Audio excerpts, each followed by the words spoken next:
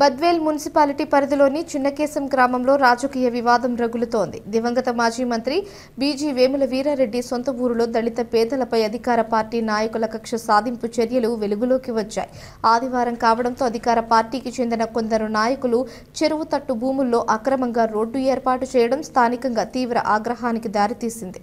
Telugu Desam party నాయకుల పథకం ప్రకారం irrigation DE phone switch off చేసి అందుబాటులో లేకుండా ఉండగా చెరువు తట్టు భూముల్లో తెలుగు తమ్ముళ్లు యథేచ్ఛగా రోడ్డు వేసే పనులు కొనసాగించారని సమాచారం. ఇక వైఎస్ఆర్సీపీకి చెందిన దళిత నేతలకు చెందిన పట్టా భూముల్లో కూడా రోడ్డు వేసే ప్రయత్నం జరుగుతూ ఉండడంతో గ్రామంలో ఉద్రిక్త పరిస్థితులు నెలకొన్నాయి.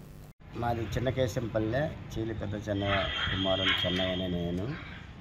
గత మా నాయన 60 సంవత్సరాల నుంచిగా నాకు పట్టా ఉంది. అక్కడ 98 సెంట్లు దాన్ని చేసుకొని ఆదరవ చేసుకొని ఇంకా కొంచెం ఒక 30 సెంట్లు 40 సెంట్లు నేను చెరువుపురం పాకు ల్యాండ్ కలుపుకొని నేను 50 ఏళ్ళ నుంచి నా గ్యాప్ మెరిగిన నుంచి నేను అనుభవిస్తున్నాను.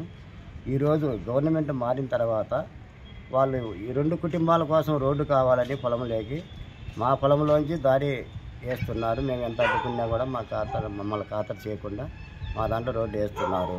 మేము కలెక్టర్ గారికి ఇచ్చినాము, ఆర్డీఓ గారికి ఇచ్చినాము, ఎంఆర్ఓ గారికి ఇచ్చినాము, ఇరిగేషన్ డీ కూడా అందరికి ఇచ్చినాము. ఎవరికి ఇచ్చినా కూడా వాళ్ళు ఖాతరు చేయకుండా వాళ్ళు 2 కుటుంబాల కోసము వాళ్ళు మా పేదవాళ్ళందరికీ నాదే కాదు ఇంకా పేదవాళ్ళు 5-6 మందికి పోతుంది.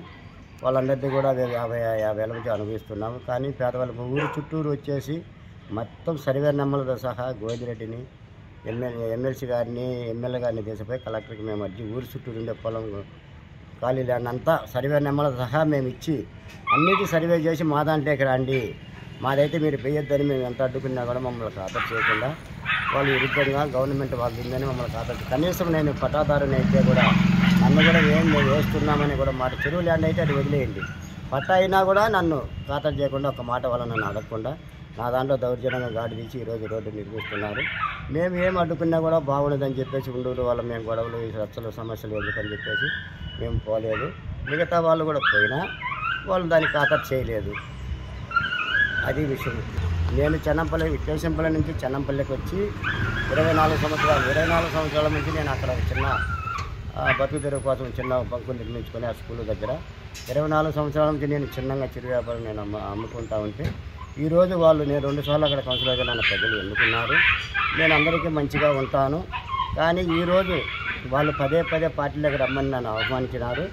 నేను రానని ఖండించి చెప్పిన చెప్పిన వాళ్ళు పదే వాళ్ళు కూడా అడిగింది. నేను చెప్పిన నేను పార్టీలోకి పోలేదని చెప్పేసి నా పక్కల చుట్టూ నా దగ్గరే బంకులు ఉన్నాయి. 4 అందరి తీసేసి నాది తీసేసింటే కూడా నేను బాధపడేవాడిని కాదు. నా బంకు ప్రత్యేకంగా నా బంకు తొలగించి నా జీవనోపాధి పోగొట్టి నన్ను ఇబ్బంది పెట్టినారు. కాబట్టి నేను బాధపడ్డాను.